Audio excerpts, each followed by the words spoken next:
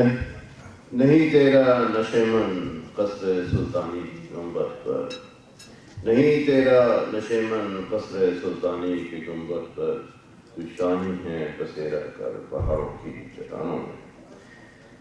ख्वातीन व हज़रात, अस्सलाम वालेकुम। फिर को आसिफ तौफीक कहते हैं।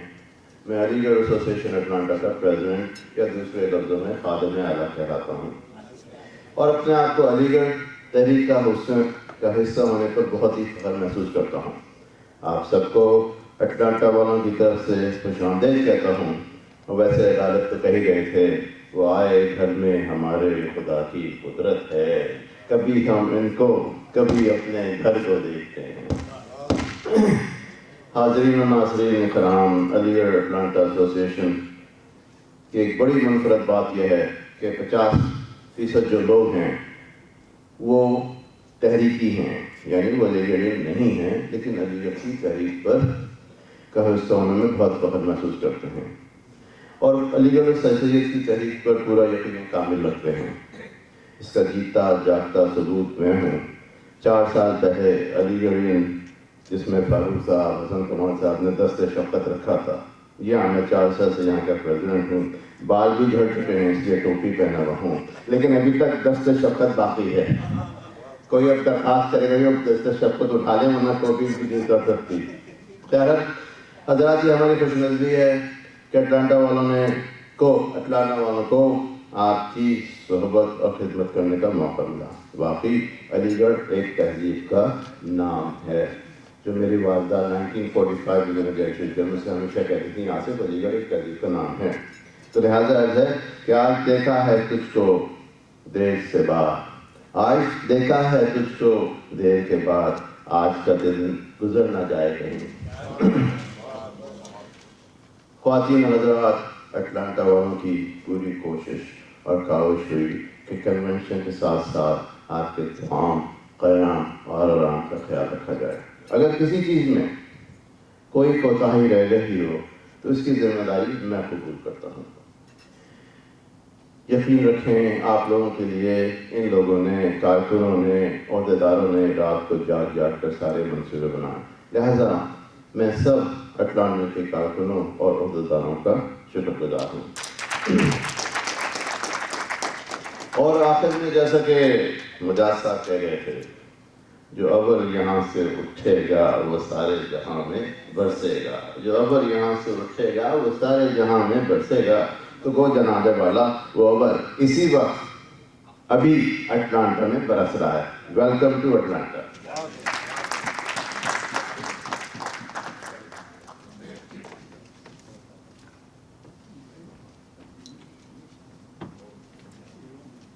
I now request Noman Siddiqui to present the Treasurer of the FAA to present his report.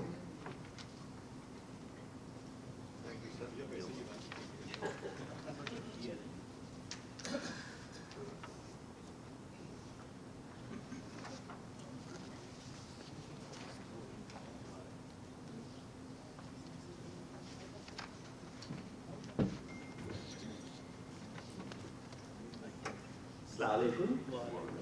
Thank you, Chairman sir. I'll be pretty brief. Money does matter. So the Federation itself has an account, and we typically do not that I'm aware of, have major projects ongoing. But in the past few years, there have been some movement in starting some projects through the Federation and not through individual associations. So, if I could have the next slide, please. Just to give you an insight into how the Federation's finances work. So, the Federation maintains a single checking account, which is a business advantage account with the Bank of America. It's a registered charity 501(c), which means we have a tax-exempt status, and our EIN number is there, so any donations to us can be written off in your tax returns. Could you go back one more? Yeah. And the financial accounting is based on the leadership election. So the financial year for us runs from July to August of the next year. Next slide, please.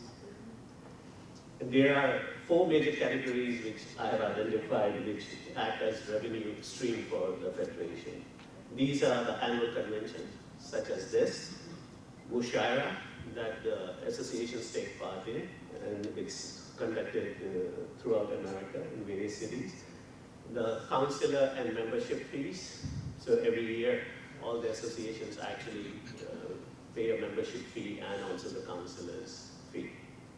And then, of course, we have donations from federations, from individuals, from organizations. Next. Same for expense, it's pretty much the same. Our major expense streams are the annual convention, the Mushaira, website and conference calling, which is part of the logistics of running an organization like this one. Support to programs, and I'll briefly touch on that. And then, of course, the bank fee, because we are maintaining an account, there are different kinds of fees when we do financial transactions through the bank. Next. Okay. In this, I've just quickly plotted a bar graph just to show you major expense and revenue categories for the year 2019. And you can see our revenues are in the yellow and the expenses are in blue. And in most cases, you can see that last year we made money and we did not lose any money. The Mushaira, the graphs look pretty close because unfortunately one of our affiliated organization in New Jersey had to go back and they couldn't conduct their Mushaira. So we lost a bit of money there, but we still didn't go in red thanks to donations from individuals and organizations. Next, please. This is just a financial statement. You can see in green that we made net profit for the year 18. So this is tax reporting document. So this covers only the year FY, in January of 2018 to December 2018. Oh, the figure is $4,576. Next, please. And then a quick look at the programs that we supported last year. There were 3 major programs that we initiated. EGO program, most of you are familiar with, and I believe Amtulapa will give a presentation later today, and you will get more insight into the program, but we did send money to that. This is a sustainer program, and I would request that all organizations and individuals actually help us, because this is the expenditure would be year to year. We are trying to maintain this as a yearly program. So if anybody here is interested, please reach out to me or Rashid here and donate generously. Then the other was ANU Literary Club. We got a request earlier this year.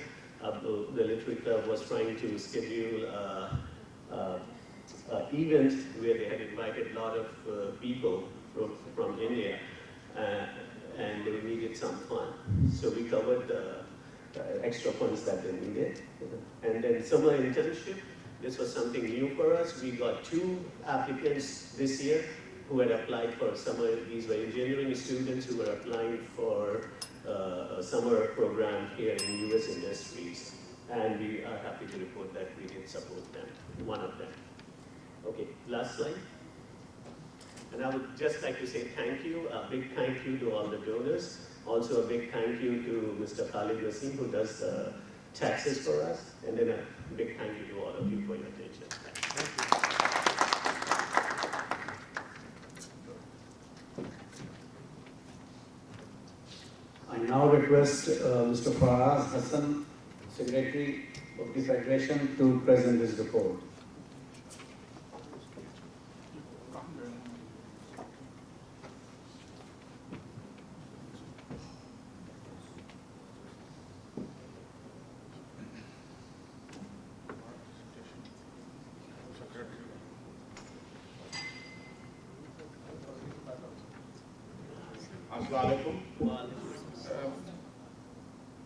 Nauman भाई और nausea भाई के बीच में जब बात करने का मौका मिलता है तो ऐसा लगता है कि विराट कोहली और धोनी के बीच में बैटिंग करने को भेजा गया। तो बहरहाल अस्सलाम वालेकुम और बहुत बहुत शुक्रिया। आप लोगों ने पिछले साल हम लोगों को बर्दाश्त किया और कुछ अच्छा काम हुआ है, कुछ अच्छा काम हो रहा है, कुछ काम बकाया है जो इस साल नई टीम को सुपुर्द किया जाएगा। This is called life. हर चीज़ ख़त्म नहीं हुई है, कुछ शुरू हुई, कुछ काबिल तारीफ़ हुई, कुछ कम काबिल तारीफ़ हुई। जीना इसी का नाम है। तो बहुत बहुत शुक्रिया आप लोगों का कि आप लोगों ने हम लोगों की जो टीम थी उसके साथ काम किया। तो एक छोटी सी रिपोर्ट है, नेक्स्ट स्लाइड प्लीज़। तो इस गुज़िश्ता साल में काफ़ी मीटिंगें हुई। जैसे आप लोगों ने देखा 9 बोर्ड ऑफ डायरेक्टर्स की मीटिंग हुई, मैं 3 BOT की, 3 काउंसलर्स की, मैं इन्हें दंगल कहता हूँ। तो काफ़ी हंगामा रहा, काफ़ी जोश व खरोश से हुई है मीटिंग। इसमें काफ़ी मसले भी हल हुए मीटिंगों में। इस बार ऐसा लगा कि चीज़ें आगे बढ़ी कुछ। और सारे मिनट्स ऑफ द मीटिंग्स 1-2 हफ्ते में कोशिश यही रहती है कि 1-2 हफ्ते में उसको रिलीज़ किया जाए, सबका अप्रूवल लिया जाए। तो जो पेपर वर्क की कार्रवाई है वो अल्लाह के फजल से वक्त। Next slide please. तो जो ह्यूस्टन में जो कन्वेंशन हुआ था उसमें हम लोगों ने 2-3 चीज़ें डिस्कस की थी इन अ पैनल डिस्कशन फोरम। तो उसमें एक चीज़ ये आई थी, आज सामने लोग ये कहते सर आप तो कन्वेंशन करते हैं, भूल जाते हैं, कुछ करते हैं उसके बाद। तो ह्यूस्टन में जो डिस्कस हुआ उसको हम लोगों ने काफ़ी फॉलोअप किया, कुछ काम करने की कोशिश की उस पर।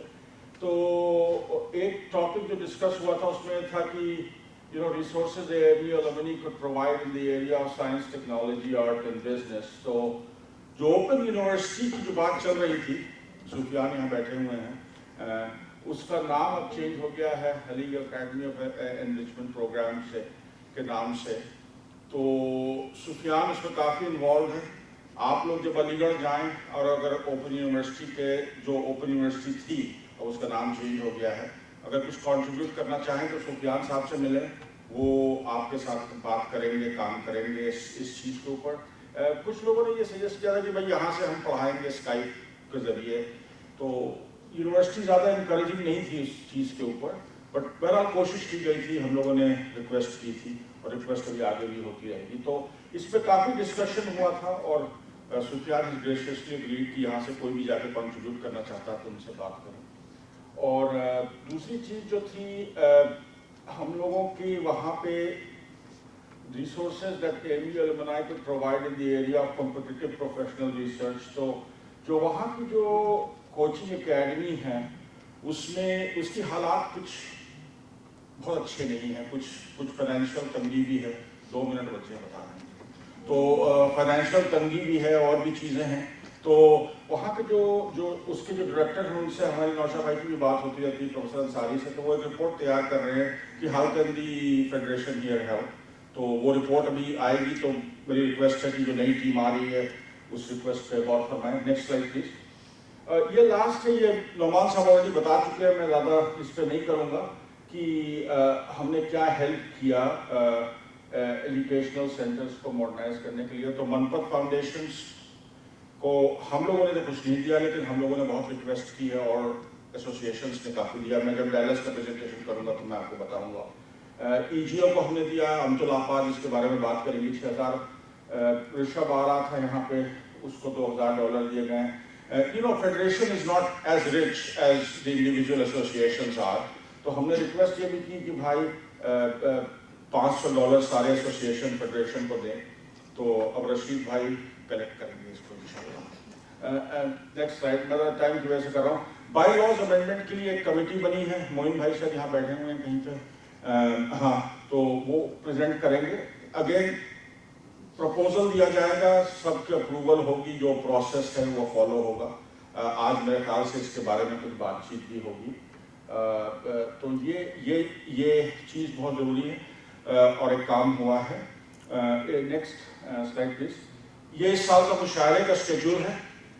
अलीगढ़ अलुमनाई एसोसिएशन फेडरेशन जो है मुशायरा कंडक्ट करता है। तो इसमें हमारे परवेज जाफरी साहब काफ़ी आगे रहते हैं, तो बहुत शुक्रिया परवेज भाई का। तो हर जगह मुशायरा हो रहा। अगले साल से उम्मीद ये है कि कुछ जो 2 डिफरेंट मुशायरे हो रहे हैं वो कंबाइन होकर एक होंगे। तो बता रहे टाइम अब है, एक ही स्लाइड बची है बस। तो अब एक जो सबसे इम्पोर्टेंट काम हम लोगों का हुआ उसके बारे में मैं बात करना चाहता था, 1 मिनट लगेगा बस। तो उसमें मैंने 10 स्लाइडें बनाई कि भाई क्या क्या हुआ, क्योंकि वो इतना हिस्टोरिक काम था कि वो उसमें किसी जहाँ गए, मिडिल स्टंप पे बॉल पड़ी, फिर ऑफ स्टंप पे गई, लेग स्टंप पे गई, विकेट कीपर के पास गई, इसके पास गई, उसके पास गई, कुछ समझ में हो क्या रहा था। तो 10-12 स्लाइड हमने बना दी उसके ऊपर। फिर मैंने कहा कि भाई इतना तो टाइम नहीं होगा, आप बैठे घंटे भी आते रहते हैं आगे बैठ के।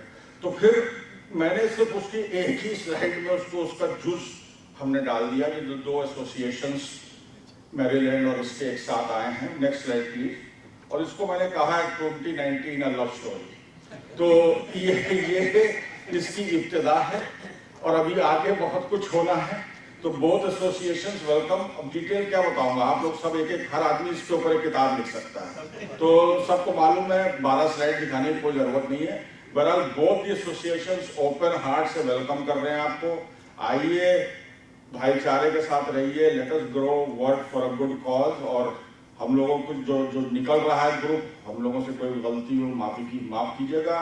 नए ग्रुप को खुशामदीद। They will work better than us, I am very confident. Thank you very much.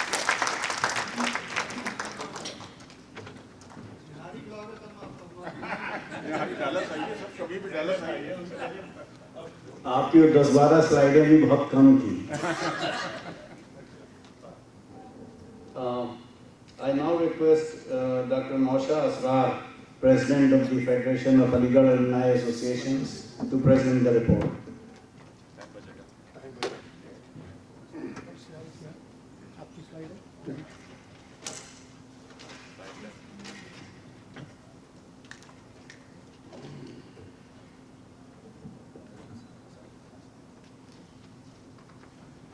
Mr. Chairman, distinguished guests, dear friends, Assalamu alaikum. Thank you very much for giving this opportunity to come over here and say thanks to all of you and give a brief report, my feelings, my experiences, the challenges to share with all of you.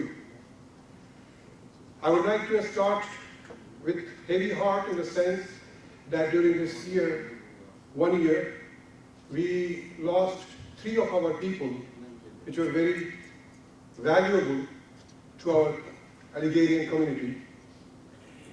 Muhammad Abdul Qayyum Sahab, he was from Atlanta. He passed away on March 13, 2019 at the age of 72. And he was Atlanta's president, trustee members, and the treasurer. And during the year 2019, running year, he was consular also. The second loss was from Detroit, Jamil Ahmed Sahab, a very senior Aligarhian, very humble, very friendly, very active in promoting Urdu language and particularly Mushaira in his association and raising fund to help the people back in our country and our alma mater. Third loss was from our own association, the Aligarh Alumni Association of Texas, Houston.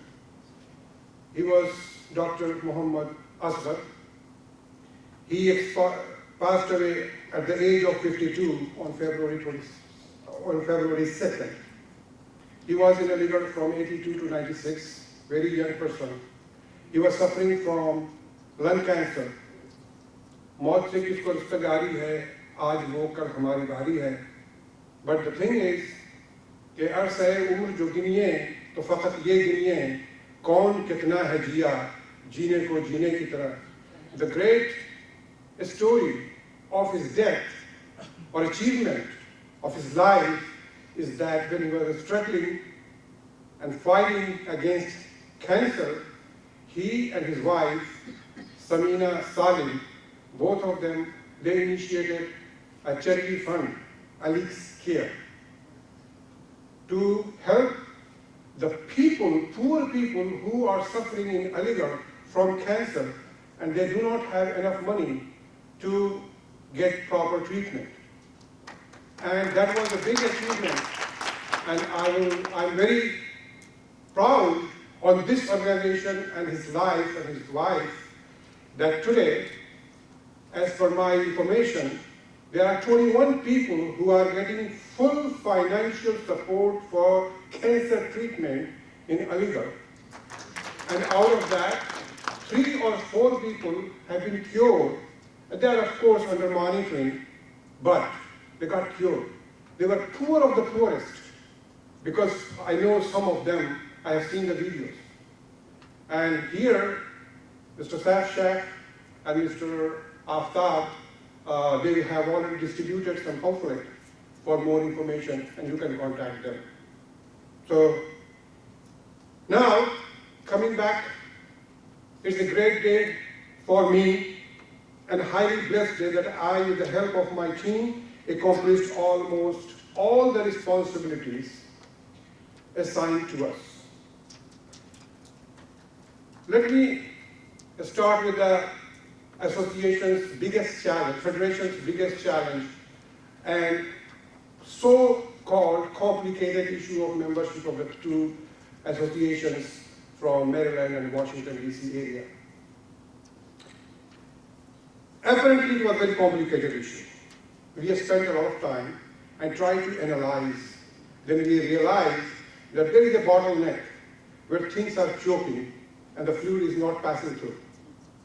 We've tried to put a stent to blow the tube and let the fluid flow, but somehow it didn't work. So as an alternative, we did the bypass surgery, and that worked very well. And Alhamdulillah, the problem was solved, and the heart of the federation started functioning very well, which can be seen from your clapping and your presence over here. This achievement was not by me, not by my BOD team. Of course, they were, and we spent a lot of time. Personally, I was, the only thing, the credit which I would like to take, that I was very dedicated and determined that we will solve this problem. And Alhamdulillah, we got the cooperation and blessings from Allah, that we got 3 of the people who helped me a lot, very honestly. And these 3 people are Dr. Moinul Haq, sitting here, Dr. Salim Shah, sitting behind, and Dr. Fazal Khan. We will also congratulate. And also, the president of the 2 associations, Sayyid Nawed and Rafat Hussain Khan, Rafat Bhai we call, he is my senior in the same department.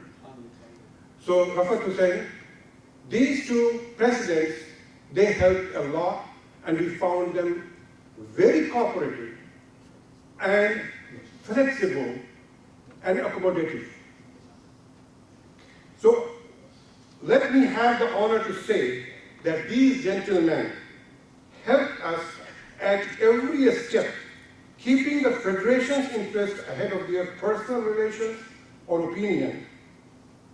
Please join me in giving me a hand. The secretaries, all of them. Also, the counselors, they were very patient, they were very cooperative.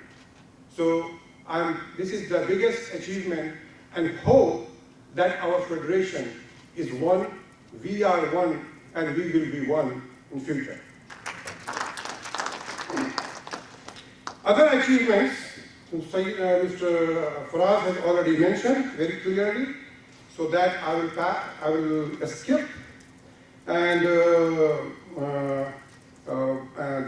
one more thing which is very important is the way forward, where we have to go. That is important, and I will speak on that.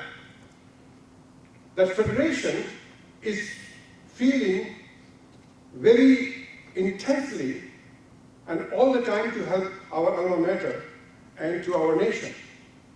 And for that, with a great effort and involvement of the past Vice Chancellor, Zamiruddin Shah Sahab, we have an organization which is called the Alumni Affairs Committee.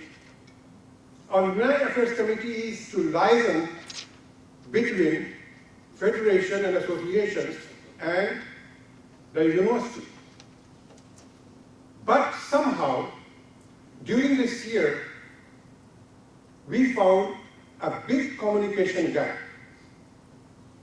I did not get a single information about any requirement from the Alumni Affairs Committee if association needs something.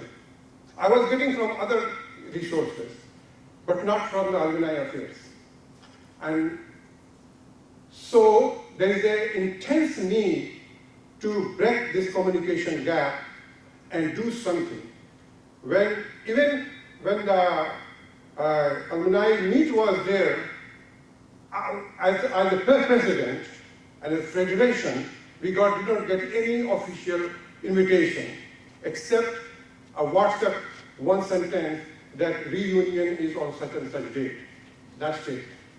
So I had a good communication with Sufyan Beg Sahab, and when he will come, he will talk about that there is an intense need to have a portal, electronic system to raise this issue, whatever university people, university staff, university students are looking forward, and what we can do, and we should talk together all the time.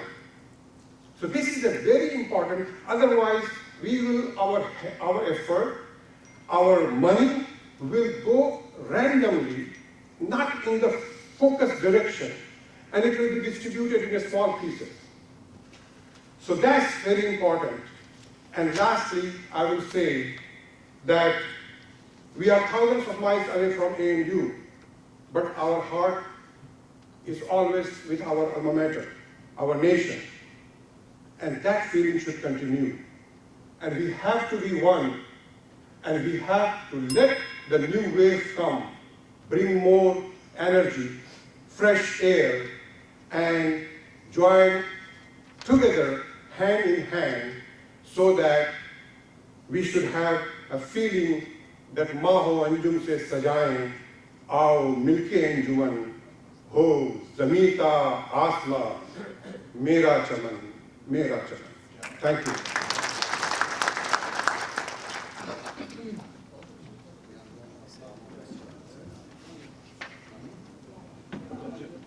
The session is now open for brief questions and brief answers.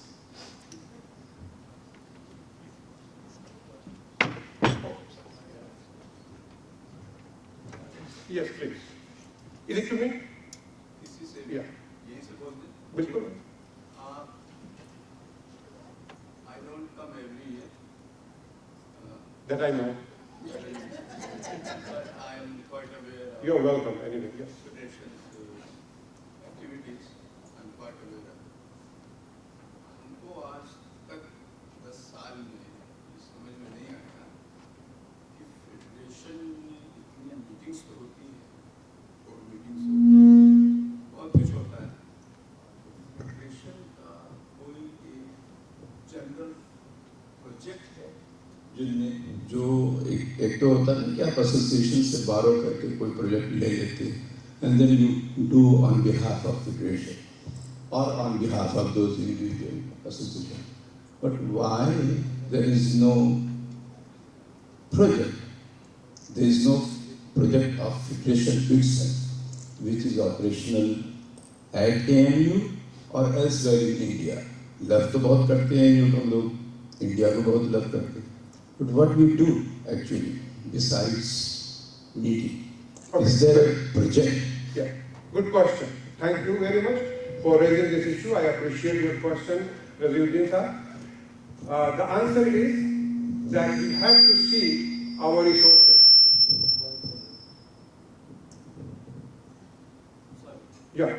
So what I was saying, I will repeat, that your question is very valid. I absolutely agree with that. The answer is that federation has some limitation budgetary, because to do some project, some of the project which was not needing any fund has been taken up, like teaching in Aligarh. It doesn't need any project, any money. So we have already started, and it is there. And as our secretary has already informed you that Abu Sufyan Beg Sahab, If somebody is interested, they can go, they will stay, they will arrange for the stay and presentation, coaching, lecture, whatever. So there is that. Other thing which involves money is the ego project. The only limitation is the budget. What is the source of income of the federation? So this is the time which I will say that you have raised the question. Now you suggest. Questioning is not enough. I am pretty sure that you are very talented. You raise this question, but you please suggest how we can increase our budget, source of income. And that will be a great thing.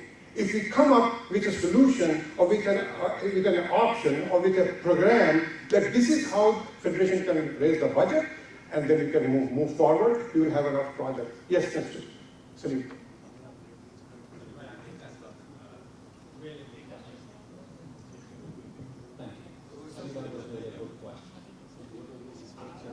Yeah. Can you hear me now? I think the question beyond finances is what is our structure is. And if the federation was built as an arms of the association, then I think you must be deferred, empowered, and promote the arms of the federation. If you start building your own structure, I think someday you will be in competition with those arms of your federation. So my feeling is that we really need to discuss and debate some point of time what is the role of the federation is. Because if you look at the bylaws of the Constitution, the federation is a federated organization of the association. Even if you have the money, what do you do with that? And if you create a program that is in conflict or in competition with the associations, how do you deal with that? So I think that's the question we really need to understand, and we need to sit and understand that this is what really we want. And I'm not sure the money ever is going to be an issue. And I can testament to you, if we really build a structure of a federation that you really can raise money, I'm sure you can. But is this really what you want? That is the question, I think. Okay. I think Ms. Salim Shah has added a very valid point that we have to, in addition to the financial support, we have to have a structural system so that if a federation decides to do something, how it is going to operate. And that's very good. Thank you very much, Mr. Salim Shah. Any other questions, please?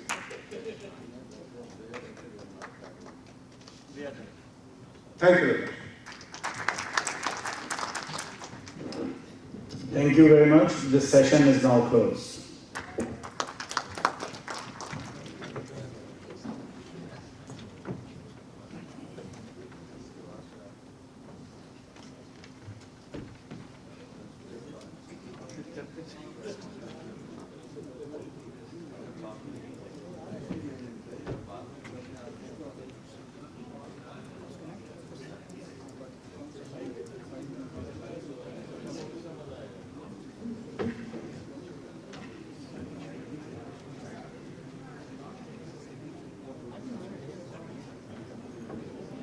अस्सलाम वालेकुम। तो ये पहला session हम 15 minute देर से शुरू करने जा रहे हैं और मैं दरख्वास्त करूंगा कि इस सेशन से मुताल्लिक़ जो लोग हैं वो तशरीफ़ ले आए स्टेज के ऊपर ताकि यहाँ से आगे की बात शुरू की जा सके। डॉक्टर रशीद नईम साहब, डॉक्टर गुलाम नादरी और हमारे रजी साहब तशरीफ लाइए।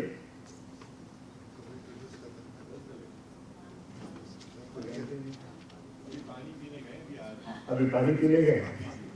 अच्छा,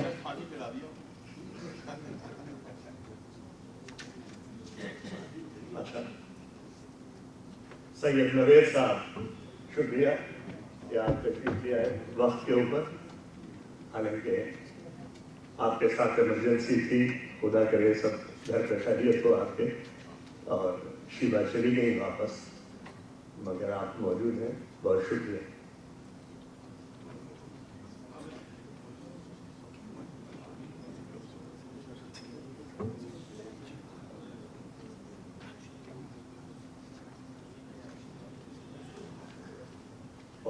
रजी साहब, आपकी सबसे देर से आप शायर हैं, चलिए आपको माफी है। तो जनाब, ये पहला सेशन और वक्त की कमी की वजह से मुझे फारूक भाई ने एक सीरीज भी बता दी है कि बोलिएगा कम, तो जाहिर है मैं बिल्कुल नहीं बोलूँगा। और मैं दरख्वास्त कर रहा हूँ सबसे पहले डॉक्टर रशीद नईम साहब से, जो department of political science Georgia state university Atlanta से मुताल्लिक़ है, कि तशरीफ लाएँ और इस सेशन की इब्तिदा करें। शुक्रिया।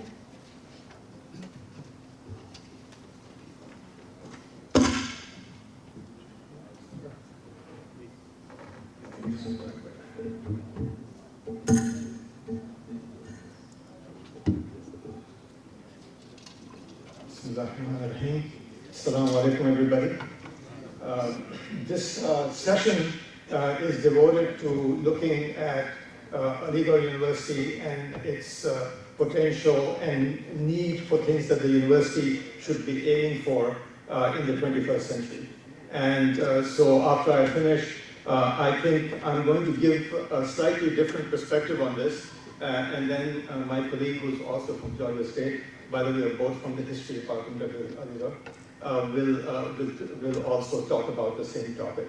So I think that the most important thing we need to keep in mind here is that very often, when we think of Aligarh, or at least that's what we were told when we were at Aligarh, that the way Sir Sayyid's Aligarh project, which is what I call it, was described, was that it was kind of narrowly focused on looking at the condition of the Muslims of British India and the need for them to do things which was necessary for them to improve their condition, to improve their education, and so on and so forth.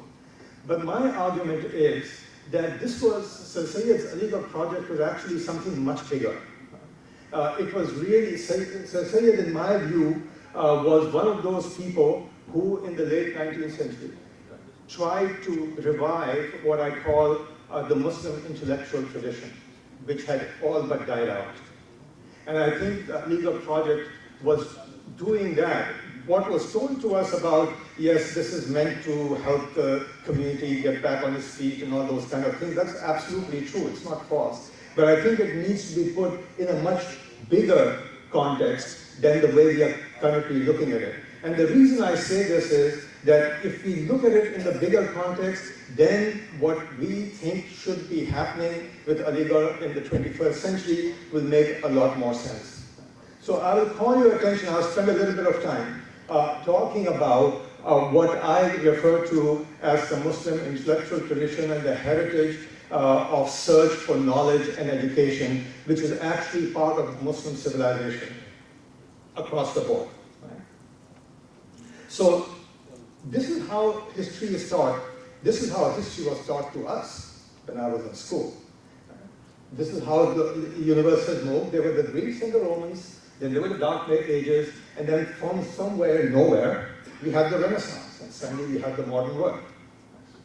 And what this period you see here on that slide, from the kind of 6th, 7th century to the 16th century, was what was referred to as the Dark Ages. It was the Dark Ages, but it was the Dark Ages in Europe. It was not the Dark Ages everywhere. In fact, this was the period when classical Muslim civilization was at its height and was making contribution in virtually every area of human knowledge, any area that you can think of, and they were on the cutting edge of it. And these were not just Muslims. These were people who were Christians, these were people who were Jews, these were people who were Hindus, right?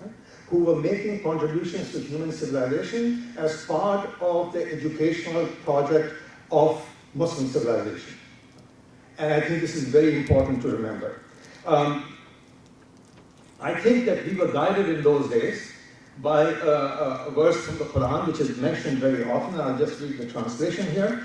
O humanity, we have created you from a single male and female and made you into nations and groups so that you may know one another, meaning the importance of humanity, and the best among you in the eyes of Allah is the one who is the most pious or God-fearing. So, and I think that that is what allowed Muslim civilization to do the three things which I think Aligarh tries to do and should be trying to do in the future. So the contribution comes, this, by the way, I call the first wave of globalization. We all talk about globalization today. The first wave of globalization occurred actually in what is called the Dark Ages in Europe. In Europe, it was the Dark Ages, not anywhere else. And these are the three areas in which the Muslim intellectual tradition was contributing to human civilization. Transmission of knowledge, that is, saving knowledge which already existed, transmitting it from one part of the world to the other, and we'll talk about how this was done in a minute. Enhancement of already existing knowledge, and invention. All three equally important. And since this civilization was a trade-based civilization, this is how it did it. These are the major trade routes in the medieval period.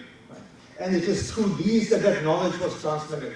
Whether it was taking the concept of zero, which had been developed in India by Hindu mathematicians, incorporating it into mathematics in the what we today call the Middle East, and eventually passing on that concept to Europe. Whether it was taking the concept of how to make paper and transmitting it to other parts of the world, which of course transformed education, and so on, and we can go on and on about this. We obviously don't have the time for that. But in all of these three areas, Muslim civilization was making a contribution, and that is what produced what I call the Muslim intellectual tradition. This map, which I wish I had found, I have another one which is much more comprehensive, which shows the major centers of Islamic learning in the medieval ages, the so-called Dark Ages in Europe. Just look at this, and these are major centers of learning, and it's not a complete list. You notice that West Africa is not on here, so I can't show you Timbuktu or Shingeri, those other major centers of learning. We don't have the east coast of Africa here, which have their own centers of learning. We actually don't have much of India, which also has centers of learning. But the reason I put this up is to give you some idea of what I mean by this whole process of having a civilization which was devoted and dedicated to learning and so on and so forth. Many of the institutions which we have today in our universities, which very interestingly got back to Aligarh via Europe, are the products of these centers of learning. So the chair, for example, we all have heard of this term, right? The chair of physics, the chair of this, chair of that. This concept actually was first established at Qarawin University, which, by the way, is the oldest continuously functioning university in the world, 893 CE, established by a lady. And then, of course, other places had this, the chair of so-and-so. And just as a little aside here, I know I don't have too much time, it was called the chair because the only person who got to sit on the chair was the teacher. Everybody else sat on the floor in front of him, which I think was a great idea. But nevertheless, right? So this idea then goes to Europe from the Muslim world, is adopted there, and of course, all modern universities do that, including our universities in India. Libraries, not a new invention, libraries existed before too, but the scope and size of these libraries during this period, truly amazing. Then other institutions that we consider to be central to our modern learning process, the degree. The degree is what used to be called the ijazah. You finish a course of instruction, it doesn't necessarily have to be in religious studies, it could be in anything. And then your teacher gave you permission to go and teach that. That's what an ijazah was. Or the process of gowning and hooding people who had achieved certain levels of education and certain ijazahs as a sign, which would be a public sign that here's a scholar to whom you can ask questions. Something which I really shouldn't have to talk about but must mention here is, another common feature of this period was the education of women. I know this day and age there are people who go around saying that Islam prohibits the education of women and nonsense like that, which is nonsense really, there's no other word to describe it. We have here two miniatures painted in the medieval period where we see a class going on, and you notice here the ladies are present along with the men. They're separated, but they're present. They're all sitting on the floor. The only person getting to sit, of course, on the chair is the teacher. And so on. We could talk about this for hours, right? And the point I want to make here is that this focus on learning, right, created a major intellectual tradition. And here, almost at random, I've picked up names here. Here are some of the big figures from this period and the area in which they were making contributions. And I will not even read through this, but well, maybe I will. Ibn Sina, for example, known in the West as Avicenna, right? Or let's say, of course, Al-Mawardi Al-Khwarizmi for mathematics and so on and so forth. And here are some more figures. These are all products of an intellectual tradition which was seeking to elevate human learning as a whole.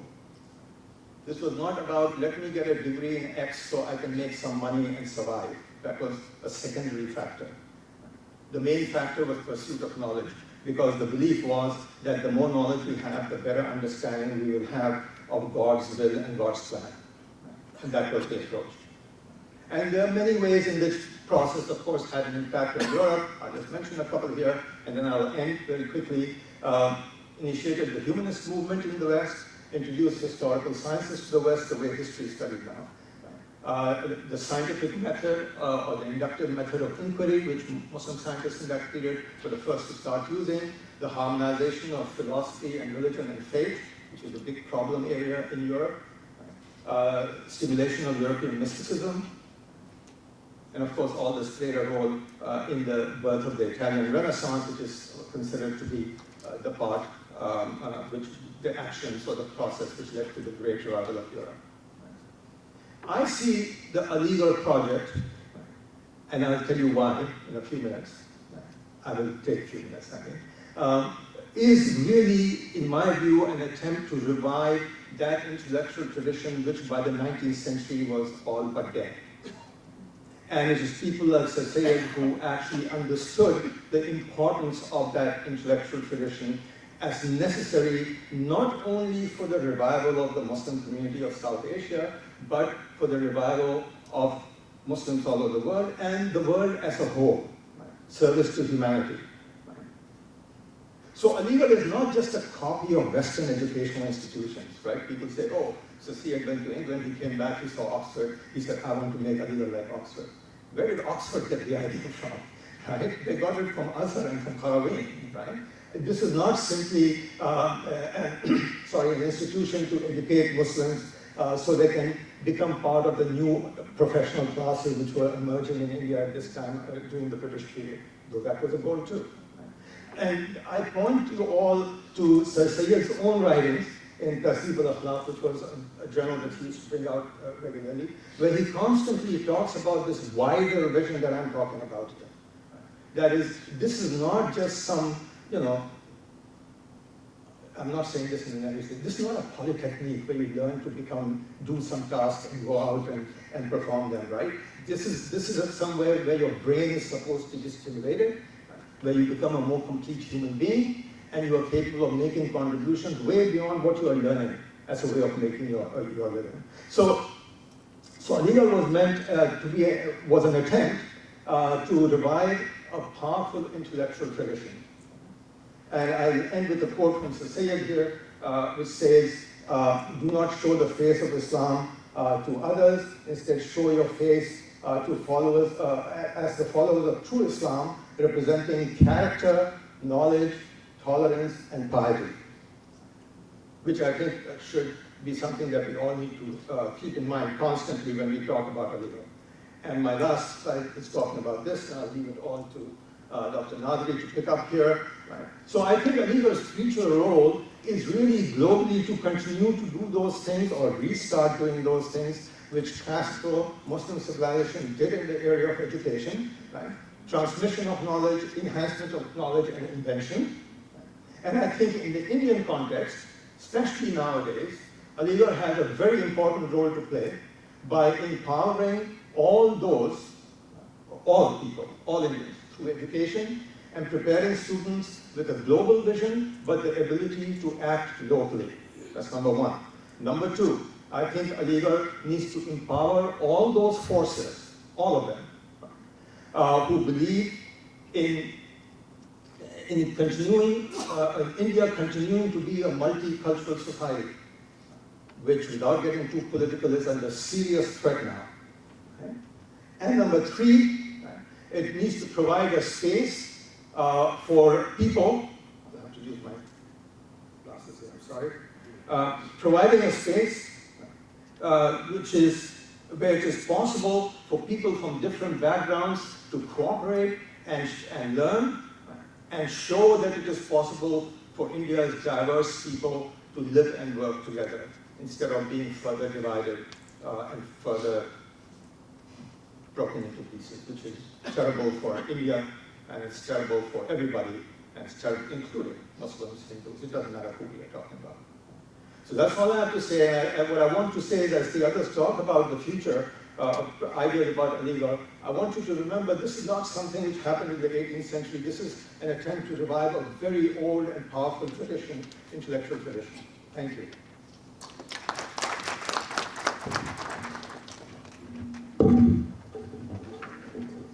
बहुत शुक्रिया doctor Rashid Naeem साहब।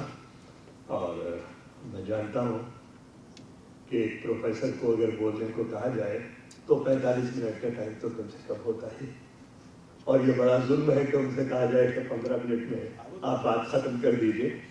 और नहीं, आपने तो वक्त मुख्तसर और वक्त पे कर दिया, और मैं तमहीद बांध रहा हूँ आगे के लिए। और इससे पहले कि मैं उसी यूनिवर्सिटी के दूसरे डॉक्टर गुलाम नादिर साहब से, जो डिपार्टमेंट ऑफ हिस्ट्री से ताल्लुक़ रखते हैं, कि वो तशरीफ लाएँ। और फारूक भाई मुझे देख रहे हैं, मैं बिल्कुल गुरेज कर रहा हूँ तो मैं बिल्कुल नहीं बोलूँगा। तशरीफ लाइए डॉक्टर नादिर साहब। Thank you so much. Assalamu alaikum and very good morning to everybody. I just finished yesterday, my day before yesterday was my last class of the summer, and I taught for 2.5 hours, so I need more time. I should begin with a confession that I'm an intruder in this field, and but given the conditions in India and abroad, the global conditions, all of us are concerned and think that the issue that we are talking about today is certainly relevant for all of us. So, just in the interest of time, I would like to focus on what happened in India during the late 19th century, and will focus on pre-Aligarh time of Sir Syed Ahmed, and then try to connect how Sir Syed's mission and his endeavor to promote scientific learning and education is still relevant today. In the early 17th century, Sir Francis Bacon, an English scholar philosopher, wrote, "Knowledge is power." Since then, the Europeans exemplified this and consequently reached the pinnacle of power around the world, both economic and political. Unfortunately, it was not until at least 2 centuries later that intellectuals and social reformers in India understood its meaning and implications, and recognized that they could empower themselves and the society that they lived in by acquiring and disseminating useful and scientific knowledge. More than many of his contemporaries, Sir Syed Ahmed understood the relevance and usefulness of modern education, scientific knowledge, and rational thinking as a panacea for the moral decay and social, economic, and political backwardness of the Indian people. And an almost total indifference towards or even rejection of modern European science and learning by the learned elites of the society. Like many of his predecessors, such as Ram Mohan Roy and Keshav Chandra Sen, who had embraced social reforms and supported Western or English education in India, Syed Ahmed recognized the benefits of English education and scientific knowledge, and consequently made educating and empowering people his lifelong mission. I would slightly disagree with what Dr. Naeem just talked about. All through the time we have understood Sir Syed as a great reformer, but he has added a new dimension of looking at him as a revivalist and trying to look at his educational reforms and efforts in this broader context of Islamic learning and the culture that learning promoted of free inquiry and the ability to disagree and tolerate differences. That knowledge was never truer and more necessary than in colonial India in the 19th century. In the political and social-cultural milieus of this period, two things were noticeable to a perceptive mind like that of Sir Syed Ahmed. First, that Britain's and Europe's global preeminence was largely an outcome of their espousal of modern science, literature, and rational thinking. And second, the progress of Indian society in general, and Muslims in particular, was held back by their cultural orthodoxy and their general misgivings about modern scientific education, such as that it was incompatible with Indian cultures and religions. The unsuccessful rebellion of 1857 and brutal repression that followed it made it clear to Syed Ahmed that many of his contemporaries that only modern scientific education can ensure socio-cultural upliftment and political empowerment of the Indians. It was in this aftermath of the 1857 rebellion that Sir Syed Ahmed began to carry out his mission with great determination. And I will not go into the details of his mission and various steps that he took and his accomplishments. We are all familiar with some of those. But I would like to focus on this period between 1864 and 1875 and try to relate it with the current situation in India and elsewhere. While Sir Syed Ahmed offered positive and determined responses to challenges that came from many directions, mostly in writing, like he wrote The Causes of the Indian Rebellion, Asbab Baghat Hind, dissemination of modern English education and scientific knowledge remained his long-term mission. For this purpose, he established educational institutions, madrasas, they were called at the time, for students and ensured that the benefits of Western scientific advancements reach other sections of the society as well. I think that's an important point that most of the time we miss, that he was not only trying to educate young Muslim and non-Muslim boys and girls, but he was trying to reach out to many other sections of the society. In 1864, Sir Syed Ahmed, and I'd like to turn to the next slide if somebody is here. Thank you. In 1864, Sir Syed Ahmed established a scientific society at Ghazipur. The primary purpose of the society was to disseminate useful scientific knowledge among the people of India. In his speech at the first meeting of the society on January 9, 1864, Lieutenant G.F.I. Graham, who was the other secretary of the society, Sir Syed Ahmed, said that Syed Ahmed's main purpose of this society is to bring the English literature within reach of his fellow countrymen, to increase the civilization and therefore the wealth and well-being of his country.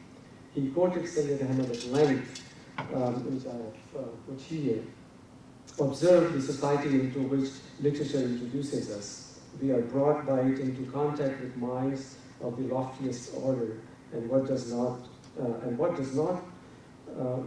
to form and fashion us than those with whom we associate. The higher intellect affects the weaker. Thus, the study of an elevated literature will silently and little by little take effect on the man's nature, and the various elements of character will grow in correspondence with the influence that act on them. The student will learn to appreciate the temper with which great minds approach the consideration of great questions. He will discover that the truth is many-sided, and this is, I emphasized on this, he will discover that truth is many-sided, that it is not identical or merely coexistent with individual opinion, and that the world is a great deal wider than his own sect or society or class. The society published a translation of European books on history, geography, and natural sciences in Urdu for a wider audience. In a letter to Mrs. Smith, Elder and Company, written in July 1864, Sayyid Ahmed wrote, the society, and I quote, the society wished to publish a treatise on European engines, machines, and instruments used by the farmers in Europe in the cultivation of land, by which the farm labor is so greatly facilitated and lightened by the great ease and profit of the cultivator. This is just one example of how he was trying to reach out to the broader audience, and of course there is no reference in his early writings and efforts of a particular concern for the Muslims. He was talking about all Indians. Then he's not only a reformer, a missionary, but he's also an activist. So he goes into publication and he publishes journals. Dr. Naeem has already mentioned Tahzib al-Akhlaq. He published the Aligarh Institute Gazette, which I think is one of the first journal that was published in Urdu and English and also bilingual literature. What is also important is the strategy that Sayyid applied to accomplish all these things. And that was that he collaborated, he reached out to different constituents, different sections of the society, and coordinated with them to accomplish what he wanted to. Publishing a journal or a book or running the society was not an easy task, so he had to coordinate and collaborate with many others to carry on his mission. To carry out his reformist mission, he started the publication of a journal, Tahzib al-Akhlaq, and finally, in 1875, he established an educational institution in Aligarh, which became the NAO College, Muhammad and Anglo-Oriental College in 1877, a university in 1920, and a central university in independent India, with which we all proudly associate ourselves. Since its inception, it was and it still is, as Dr. Yasmin Sakia has noted, and I would recommend all of you to read her article in the magazine that we all had. She said, and I quote, a beacon of hope for disempowered and vulnerable. Through education, it has empowered so many generations of Indians of all social and religious denominations that it has given them respectability and enabled them to play active and positive political roles. And there could be no greater demonstration of that empowerment than this meeting that we are having here and the people that have gathered from all across the country and elsewhere. That knowledge is still as relevant and vital as it was in the 19th century. Contemporary South Asia is facing similar but more complex challenges. Scientific knowledge, rational thinking, and ethics and morality are under severe assault. And unlike the colonial government in the 19th century or earlier, the current national governments are less inclined to sponsor or support such educational endeavors. Under these circumstances, Sir Sayyid Ahmed's mission of disseminating useful and scientific knowledge among the people of his country and his strategies of coordinating and collaborating with different constituents are equally relevant. There is a far greater need for scientific education and social reforms which alone can empower the masses and ensure a better future for people and for the nation. Thank you so much. बहुत बहुत शुक्रिया जनाब कि आपने वक्त से पहले अपनी बात खत्म कर दी